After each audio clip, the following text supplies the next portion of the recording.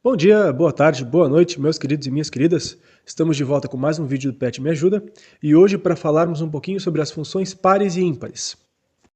Esse é o primeiro vídeo de uma sequência de 2 vídeos que terá como objetivo explorar um grupo de integrais bem complicadas e um método de como resolvê-las usando funções pares e ímpares. Isso, porém, vai ficar para o segundo vídeo. Esse primeiro vídeo tem como objetivo falar do que são funções pares e ímpares e de algumas propriedades interessantes e úteis que elas possuem. Primeiro de tudo, falemos sobre a definição de função par. Uma função f é par se f de menos x for igual a f de x para todo x número real. Ou seja, uma função par é uma função que é simétrica com relação ao eixo y. Temos aqui o exemplo de uma função par. Note como foi dito a simetria dessa função. A função à direita do eixo y e à esquerda do eixo y são simétricas. O eixo y funciona como se fosse um espelho para a função. Uma função ímpar, por sua vez, é uma função f, tal que f de menos x é igual a menos f de x para todo x pertencente aos números reais. Ou seja, a gente pode dizer que o sinal de menos sai para fora da função. Essas funções também têm uma propriedade de simetria muito interessante.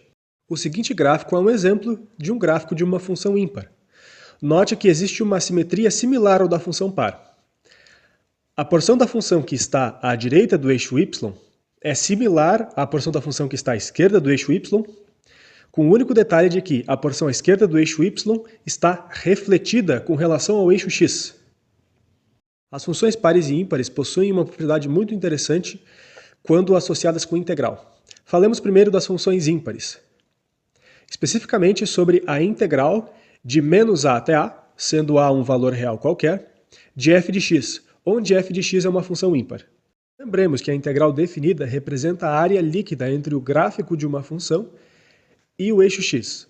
Ou seja, onde essa função é positiva, a área conta com o sinal positivo, onde a função é negativa, a área conta com o sinal negativo. Olhem para o gráfico da função ímpar dada como exemplo anteriormente.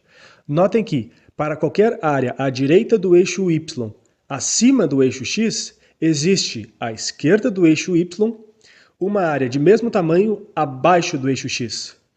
Ou seja, quando fazemos a integral de menos a até a de uma função ímpar integrável f de x, as áreas positivas e negativas dos dois lados do eixo y se cancelam. Nesse caso, a integral de menos a de qualquer função ímpar integrável f de x é igual a zero para qualquer valor real a. Existe para funções f de x par integráveis uma propriedade semelhante. Então vamos pensar na integral de menos a até a de uma função f de x par integrável. Observem a função par dada de exemplo anteriormente.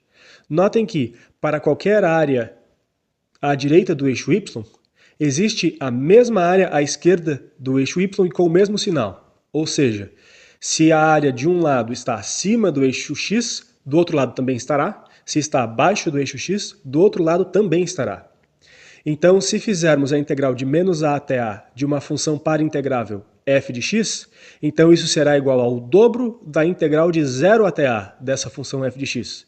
E isso funciona para qualquer função par integrável e para qualquer valor real de a.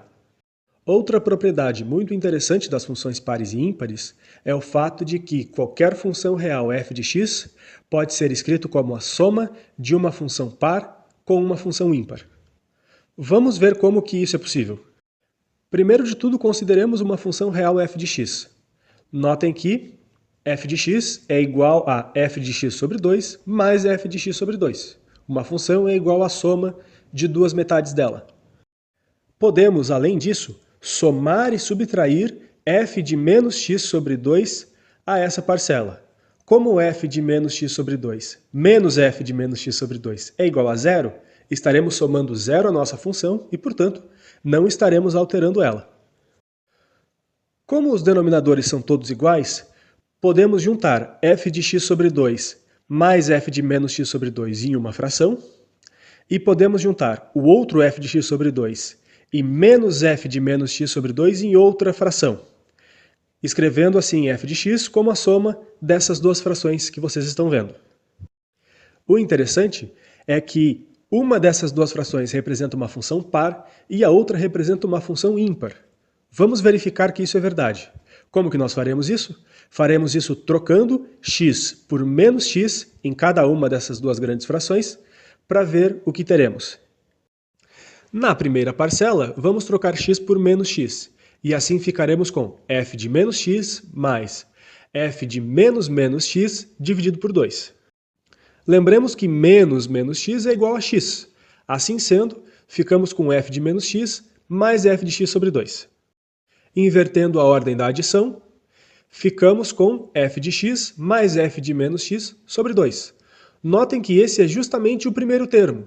Ou seja, trocar x por menos x no primeiro termo dá nele próprio. Nesse caso, esse primeiro termo é uma função par. Façamos o mesmo para o termo f de x menos f de menos x sobre 2. Troquemos x por menos x e vamos calcular para ver onde dá. Ficaremos então com f de menos x menos f de menos menos x sobre 2. Novamente, menos menos x é igual a x. Ficamos então com f de menos x menos f de x sobre 2. Colocando um sinal de menos em evidência para fora da fração, menos f de x virá f de x, vamos colocar ele primeiro, e f de menos x virá menos f de x, vamos colocar ele por último. Ou seja, quando pegamos a expressão f de x menos f de menos x sobre 2 e trocamos o sinal de x, ficamos com menos f de x menos f de menos x sobre 2. Ou seja, trocar x por menos x troca o sinal da expressão. Nesse caso, o segundo termo é uma função ímpar. Assim sendo, conseguimos escrever uma função f de x real qualquer como a soma de uma função par com uma função ímpar. É isso aí, meus queridos e minhas queridas. Obrigado pela atenção. Não se esqueçam de curtir o vídeo e se inscrever no canal, que num próximo vídeo falaremos de uma técnica de integração bem potente relacionada a funções pares e ímpares. Valeu, falou!